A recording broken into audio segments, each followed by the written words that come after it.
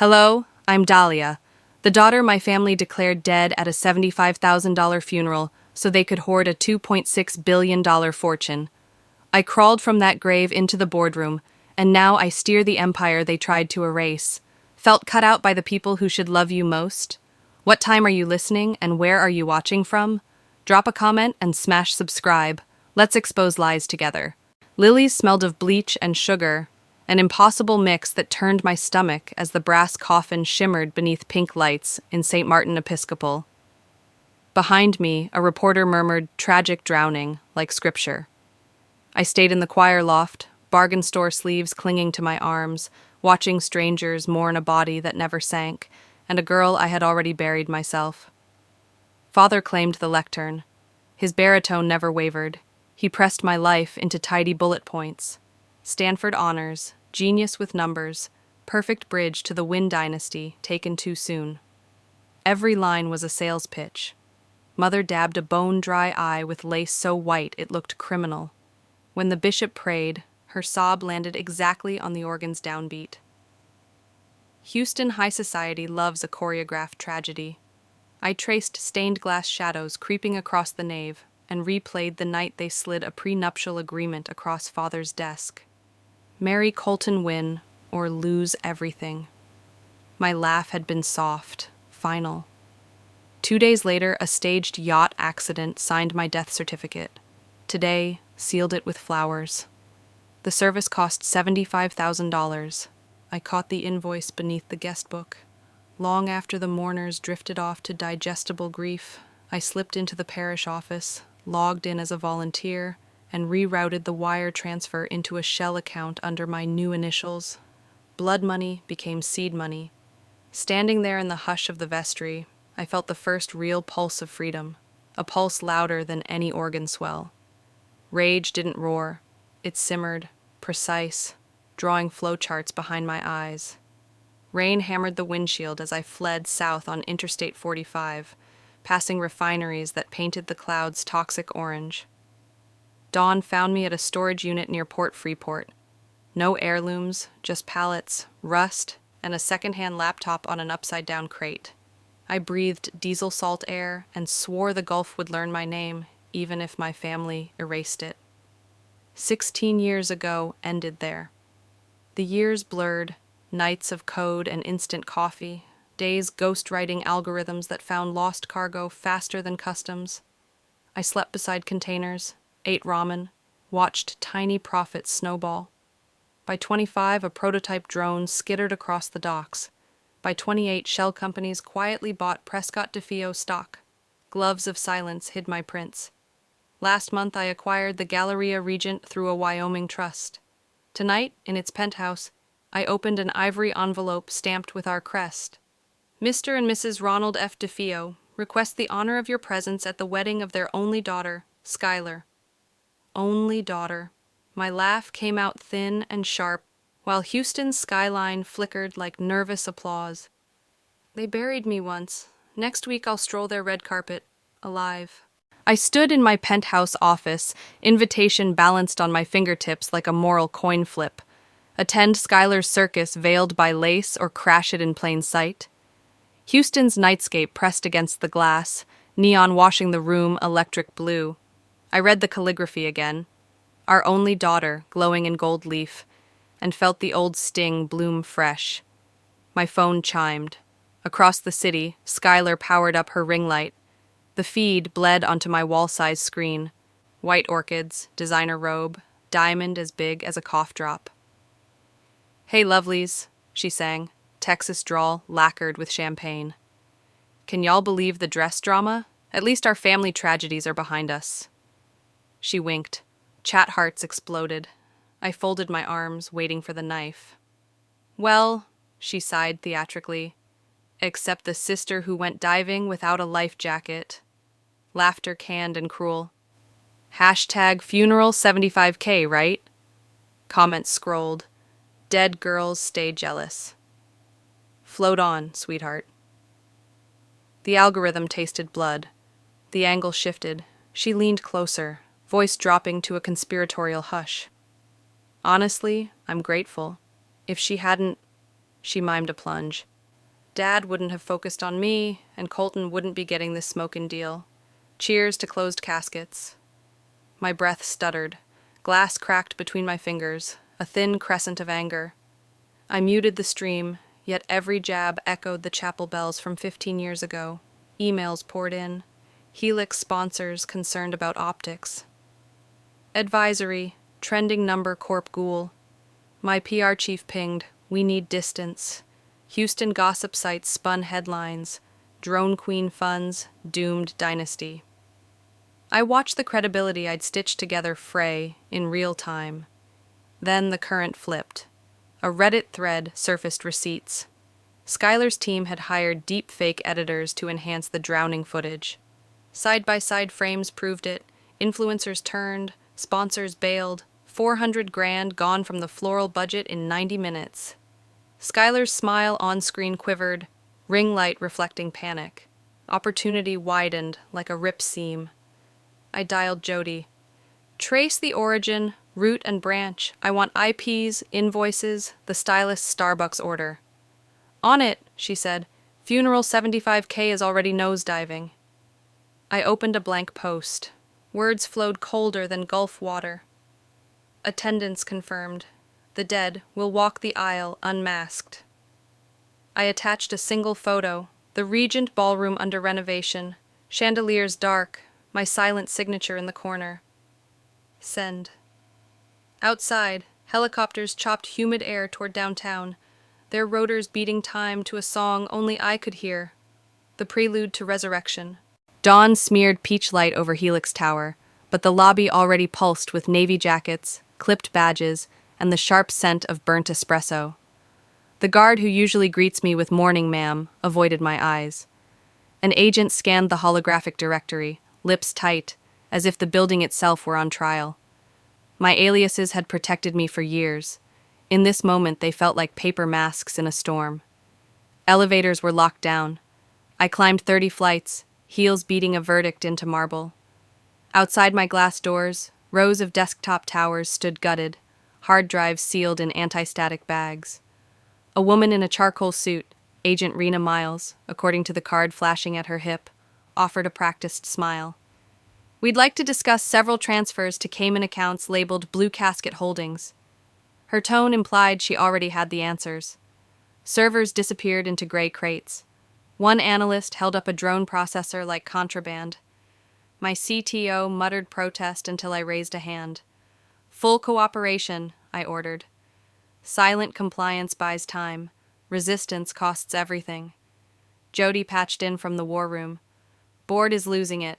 Stock down 7% in pre-market. Her voice quivered, not with fear but fury. Tell me I can counter. Hold. I watched Agent Miles photograph my office wall, an antique map of shipping routes. We're not bleeding yet. At 10:13 a.m., alarms pinged across every screen. A whistleblower dump hit the net.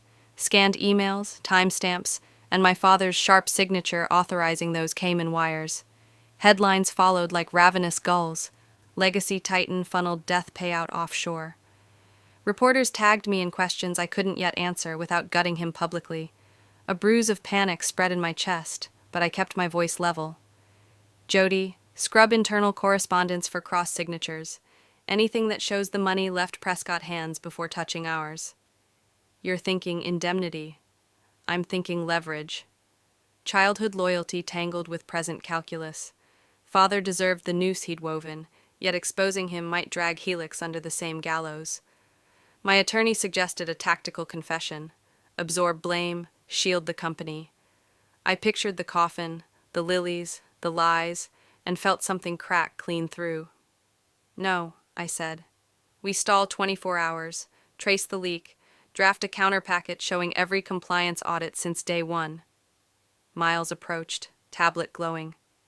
We'll need you in our field office tomorrow at 9 for sworn testimony. Tomorrow at 9, Skylar's rehearsal brunch kicks off at the same minute. Convenient coincidence or calculated dagger? After she left, my voicemail lit up.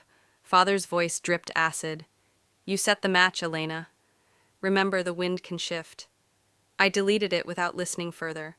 I spent the afternoon under fluorescent interrogation, feeding agents sanitized data and measured charm, all while choreographing digital sweeps in the background.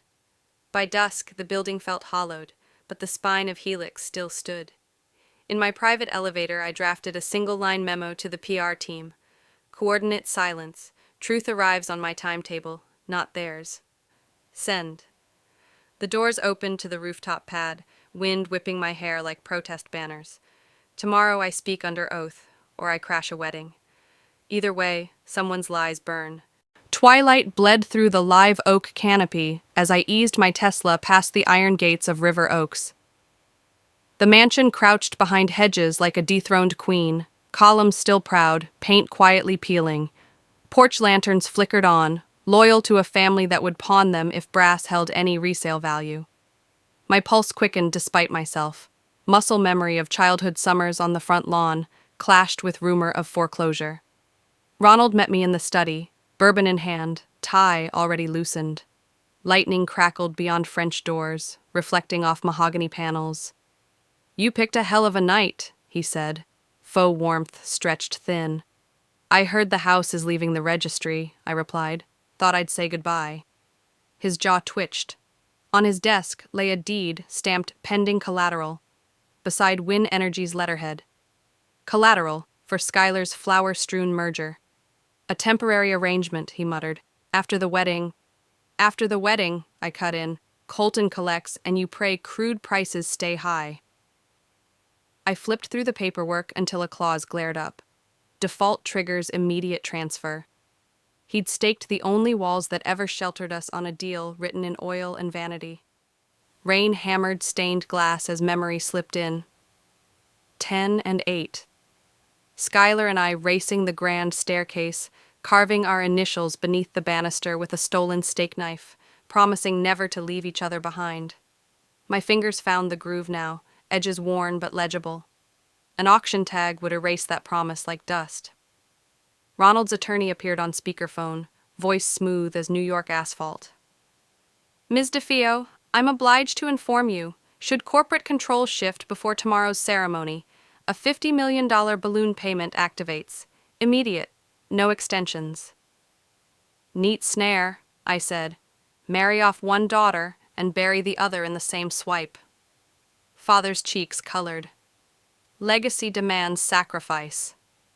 "So does arithmetic." I slid a flash drive across the desk. "That covers the penalty and the mortgage, wired through Helix subsidiaries. In return, you retract my obituary. Full page, Chronicle, before sunrise." "Impossible," he hissed. "Investors would panic. Our name—" "Your name," I corrected. "Mine is very much alive." Thunder boomed. The door burst open. Skylar, mascara streaked, waved a folder of overdue invoices. "Dad," the decorator walked, "Colton's mother is calling me a liability. And you," she spun on me, "publishing cryptic threats while our family drowns. Why?" "Because truth floats," I said. "Lie long enough, it drags everything under." She glared at father. "You said the house was untouchable." "It was," he croaked, "until she started this fire." I exhaled slowly. "Midnight," I told them both. "Sign the retraction or watch the sheriff tape these doors." I stepped into the hall, stormlight stroking faded portraits that once judged my every misstep. At the side entrance, a wooden placard leaned behind the gardener's shed. "Foreclosure auction. June 10th, 10 a.m. 3 days earlier than the wedding. If walls could talk, they'd beg me to burn the deed before dawn. Sun scratched the horizon as I strode across the Helix hangar, turbine wash tugging at my jacket. Jody hustled beside me, tablet ablaze with alerts. "Austin regulators expect you by 10, she said. "They're already whispering security risk." "What flavor this time?" I asked, climbing the jet stairs. "Foreign ownership rumors. Again." We buckled in. Engines roared. Conversation had to shout. Halfway to cruising altitude, her phone lit crimson. She paled. "CFIUS just froze the Gulf drone corridor. 300 million on ice." My chest tightened. "Source?" "Anonymous dossier, signed by Mom's Foundation. Claims Qatari sovereign stake in Helix." I laughed once, bitter. Susan sells charity brunches and scandal in the same hat. Clouds slid past like slow bullets. At Capitol Plaza, mahogany doors and unforgiving stares awaited. Counsel briefed me. Allegation fabricated. Donations looped through a trust Susan controlled, then mislabeled as equity. Neat forgery. Lethal headline. I need 48 hours, I told the panel. Full ledger, transparent chain. A gray-haired chairwoman tapped her pen. You've got 24. National security doesn't linger. Outside, I inhaled asphalt heat and dialed cyber ops. Follow the money. If it touches her gala, light the fuse. Evening settled. I ducked into a dive bar off Congress for Wi-Fi and anonymity. Screens above the counter flickered to a live feed. Mother's charity gala, chandeliers glinting. Then chaos. FBI windbreakers poured in, spotlights on jewel-toned gowns. Cameras caught Susan's shock, pearls askew, wrists guided behind her back. Gasps rippled through bar patrons. I sipped iced tea that suddenly tasted like victory and mourning mixed. Satisfaction rose, then a hollow thud followed. She was still my mother, architect of my erasure, prisoner of her own stagecraft. News crawled, accounts frozen, ledgers seized. Within minutes, sponsors texted cancellations, floral arches, ice sculptures, gone. Skylar's call flashed. I answered. You ruined everything, she sobbed. Do you hate me that much? I warned you about borrowed halos, I said softly. They slip. Silence, then a shattered whimper before the line died. Back at the hotel, I drafted a statement. Helix would open its books to CFIUS, launch a scholarship for Port City girls in STEM, and suspend all board dividends until clearance. Transparency as blade and shield. Send. Phone buzzed once more. Durst, terse as always. Wall Street hates drama. Dumping Prescott positions at open. Storm clouds converged over downtown. I watched lightning spider along the Gulf and pictured market tickers bleeding red at dawn, vultures circling freshly exposed carrion. The security ops floor glowed cobalt, racks humming like restless beehives. It was 2 minutes past midnight, yet alerts bloomed red across the glass wall. Subpoena copies, asset freeze pings, stock downgrades. Jody and I stood shoulder to shoulder beneath the war room halo, caffeine and dread our only perfume. FBI's seizure nets are clean, she reported, voice tight, but chatter in our darknet canary cages just spiked. My reply died when a new window erupted. Skull icon, timer rolling down from 24 hours. A single line scrolled, 10 million in Monero or your COO's sealed assault record hits every inbox from here to Riyadh. The sender, Spectre Syndicate.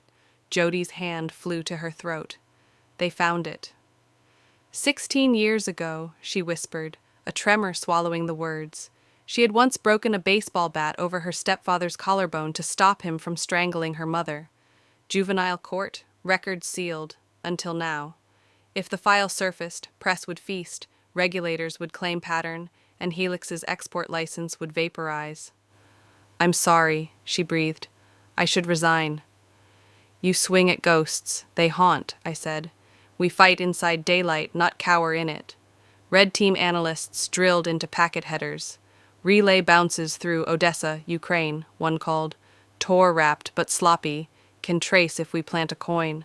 Timer, 23-12-37. I authorized a stealth wallet seated with 3 million, enough to stall sharks, not sate them. The payment carried a tracer, an isotope in the ocean of crypto. Relief was short-lived. Systems engineer Noah sprinted in. Drone fleet just pushed an unauthorized update. Embedded countdown identical to ransom clock. At 0, it dumps live GPS for every high-value shipment we handle. Millions in cargo routes, piracy gold. Screens flipped to a world map. Tiny aircraft icons pulsed menacing red. Panic buzzed through staff, an audible static. I forced calm into my spine. Segment the network, drop satellites to read only, and spin up the cold backup firmware. Buy me diagnostics. No guarantee, boss, Noah warned. Then pray and execute. I wired the partial ransom. Seconds later, the main timer paused at 23:59, Text updating. Payment received. Next demand in 12 hours. Jody sagged against the console, eyes shining. I never wanted my mess to bleed into yours. You kept me alive in Oakland when ramen was a luxury, I reminded her. Debt paid forward. Phone buzzed. Durst. Wall Street's tight-lipped vulture. Share price off the cliff by dawn. Show me a scalp. I slow the fall. I stared at the frozen clock, the hollow quiet between beeps. Set a call with Durst, I told Jody. If Spectre thinks they can auction our secrets, we'll auction theirs at twice the price. Hall lights dimmed for night mode, but sleep was a myth. I'd bought 12 hours of silence. After that, either they bleed me, or I bleed them. At 4:30 a.m., the trading sim room thrummed like a submarine under depth-charge threat. Fluorescent strips reflected off rows of carbon desks. Pre-market indicators pulsed crimson on the wraparound screen. I ran the kill switch algorithm again. No bugs, just dread. On a side monitor, the Spectre countdown slept at 15:08:22, a digital serpent coiled for noon. Volatility spreads are widening, Noah warned, wiping sweat with his sleeve. If bonds slide 5 more points, the algos auto-liquidate. They won't, I said, wishing certainty were currency. The newswire chimed. Durst Bank announces strategic portfolio rebalancing, immediate sale of Prescott DeFeo bonds. Strategic, my spine, more like arson. Graphs jagged down, yields spiked like heart monitors flatlining. Margin calls rippled across brokerage chat rooms. A full-color heat map showed Prescott debt melting from amber to angry violet. Shock knifed through me, then rage arrived, efficient and hot. I dialed Durst's private line. Voicemail. Coward. I pictured him on some Hamptons balcony, pressing sell on his phone with champagne fingertips. Within minutes, Gulf Logistics clients rang in, accents heavy with anxiety. You promised the corridor is secure, one barked. I glanced at the countdown. 14 hours until we could purge Spectre's code. It is, I lied. GPS encryption will rotate at 1800 hours. Your cargo stays invisible. A half-truth is still a bridge. You cross it fast or burn with it. Wall Street bloggers pounced. A viral Medium post screamed, Helix Civil War, disgraced heiress versus ghost sister. Screens refreshed. Our stock opened down 28%. Bots sniffed vulnerability and shorted it into art. Desperation tasted metallic on my tongue. I could expose Durst's collusion. Private transcripts, offshore shells, his midnight deal with Ronald to force my exit. But the evidence tied back to blue casket transfers, resurrecting father's scandal. 1 missile, 2 craters. I needed a detour. I called Durst through an encrypted app. He answered on the 6th ring, bored. Busy morning. You unleashed a bloodbath, I said. I warned you, markets hate soap operas. I can feed them a new script, I offered, voice steady. Spectre Syndicate wallet hash, traceable, worth more than 10 points of Prescott junk. Silence, a thinking silence. You have proof? A breadcrumb trail straight to their exchange node. Buy back your dump at cost, halt the slide, and it's yours. He exhaled. Fine. 2 million shares, immediate. But if you bluff, check the ledger in 60 seconds. I ended the call, signaled Noah. Our tracer coin lit up Durst's compliance server like a flare. Stock tickers hesitated, then green arrows nudged upward. -20 became -8. Relief was brief. Board members stormed in, Ronald at the helm, suit pristine despite the hour. You've turned us into a circus, a director snapped. Resign, let the adults reassure the street. I met father's eyes. He looked older than midnight, yet the arrogance was evergreen. Step down and markets calm, he said, practiced baritone smooth. I slid a folder across the table. Proxy agreements from silent partners I'd courted for years. 41% of voting shares answer to me. Call a coup, I call the vote. Shock rippled. Ronald's lips parted, no sound. I pushed past them and back to the sim room. Durst's purchases registered. Shares clawed back 12%. Not victory, oxygen. A final alert blinked. Asterisk SEC surveillance dash. Large block trade, flagged for manipulation. Hearing set 24 hours. Exactly when the resurrection vote convenes. By sunrise, the sky burned peach over Houston's glass skyline. Either the market forgives, or it buries us deeper than any coffin they bought. The drone timer glared 04:02:17 when I stepped into Prescott DeFio's marble lobby. Reporters swarmed like hornets, microphones jabbing. I walked between my security detail, heels cracking a warbeat across the floor I once polished as an intern. Behind me, the doors slammed. The buzz dropped to a courtroom hush. It was time to crawl out of the grave they'd dug. The boardroom smelled of leather and panic. Cameras ringed the horseshoe table, live stream banners scrolling *# resurrection vote *. I laid a thick folder before the secretary, proxy assignments totaling 61%. Gasps, then the clicking of laptops recording their own execution. Ronald rose. "Legacy can't be inherited by fraud," he announced, voice syruped for the feed. "My daughter, God rest her, isn't here to speak. This imposter steals her face." His eyes never met mine. They clung to the portrait behind me, the dead girl in pearls. Judge Morgan appeared on a wall monitor. Ronald's counsel slid papers under the lens. "Your Honor, Exhibit A, certified death certificate. Under Texas Code, a decedent cannot hold shares." Murmurs swelled. The judge issued a temporary stay, gaveling from 3 states away. Headlines popped in real time. Ghost CEO halted by court. I didn't blink. A tech wheeled in a biometric kiosk. I pressed my thumb, stared into the lens. Green ticks. "Cross-checked against Homeland Security exits over 15 years, I said, voice steel. "Dead women don't renew passports." Morgan rescinded the stay with a single keystroke. A roar of renewed chaos. We moved to voting. Before the first tally, Skylar burst through the side door, mascara streaming. "Wait." Her phone faced the cameras. Edited clips spliced my midnight meetings with stock crashes, grafted Jody's sealed file onto my resume. "She's robbing us blind!" she screamed. Feeds exploded. Number Helix heist rocketed. I had expected the ambush. "Run it all," I told the AV crew. They projected the full audit trail. Spectre wallets, Durst's flip trades, Susan's charity loops. Skylar's montage shriveled in the glare of complete data. The board voted, 8-2, approving merger under Helix leadership. Cheers, curses, flashing bulbs. Ronald slumped, pen trembling. He signaled a sidebar, eyes damp with something I refused to name. "Sign this," he whispered, sliding a confession that detailed decade-long laundering. "Spare the family brand, keep the money, just leave the name." My pulse hammered. Mercy was a currency I hadn't spent in years, yet his signature was a detonator aimed at Susan and possibly prison. Before I could answer, every phone vibrated. New push. FBI arrests charity queen Susan Prescott in cross-border fraud probe. Skylar's shriek cut the air. Ronald's face collapsed. The brand was already ash. I stepped back to the table, voice broadcast to every corner of the building. "The dead have spoken. We're very much alive and in charge." Applause collided with boos. I checked my watch. 00:31:12 on the drone malware clock. A text from Agent Lewis blinked. "Trace coin located. Spectre warehouse. Port Freeport. Tactical team staged. Await go. 30 minutes to whistle the strike or pay again. Company, conscience.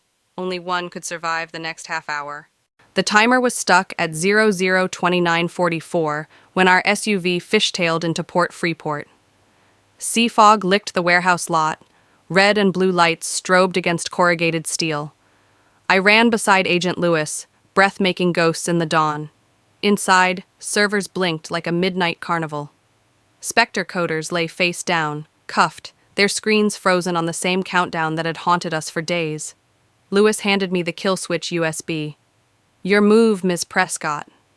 A single click, and the numbers froze at 00:00:03.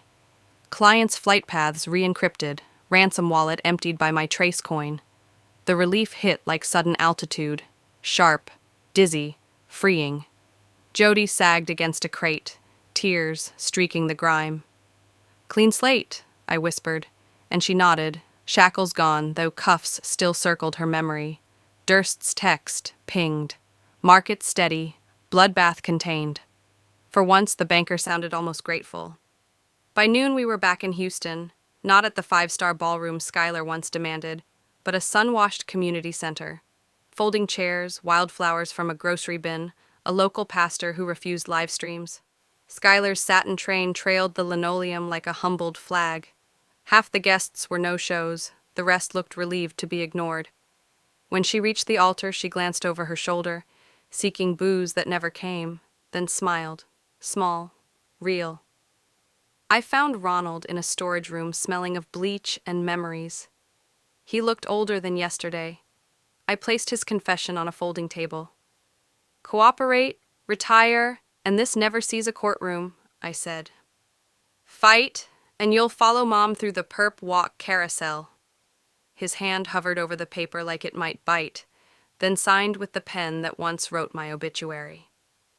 Susan, out on bail, watched from the doorway. Mascara-less, shaking, she managed a nod that landed somewhere between apology and surrender. I returned it, unsure which part of me responded. The orphan, the CEO, or the daughter who still wanted lullabies. At 3, Helix Prescott Foundation opened to the press. We pledged $50 million in scholarships for Port City women estranged from their families. Headlines tried to spin it as damage control. I called it restitution. Cameras flashed. I felt weight drain from muscles I hadn't known were braced. Sunset painted the balcony rust gold when Schuyler joined me, veil removed, face scrubbed of performance. Internship, she said, shy as a freshman. From the mailroom up. Earn it. I extended my hand. First lesson, never trust the elevator. Climb. She laughed, and for the first time since the funeral that wasn't mine, we sounded like sisters instead of plot points. Night fell over the harbor. I walked the pier alone, Gulf wind tugging at the black binder that once held my service program. I tore the pages into ribbons, let them dance across the water like pale minnows, then whisper promised the ripples, no more coffins, real or paper, only tides. I've sunk the coffin. The ocean's still wide. I've learned that the gravestone they bought for me was never marble. It was fear. When I stopped letting fear draft my lines, I rewrote the legacy itself. Maybe you're carrying a name someone else carved. Maybe the people who should have lifted you up tried to bury you instead. What tiny act could be your first shovel of sunlight? Tell me below. Type 1 if you've ever had to resurrect yourself, and drop your city so we can cheer you on. Wealth can vanish overnight, but courage compounds forever. If this story sparked something, hit subscribe and ring the bell for the next chapter of resilience. Hate it? Say why. I read every word. Stay alive. Stay loud.